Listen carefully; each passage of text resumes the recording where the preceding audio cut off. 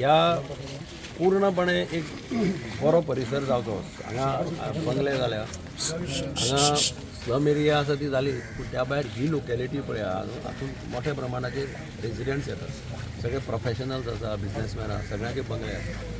हांव तांचे बरोबर खूब फाटी इंटरेक्ट केलां आनी सगळ्यांची एक इच्छा आशिल्ली की हें सगळें फूल ड्रेनेज, हांगा ड्रेनेज ना, क्रॉस ड्रेनेज ना, कांय ना, पावसान उदक भितर वता, कितें कितें प्रॉब्लेम.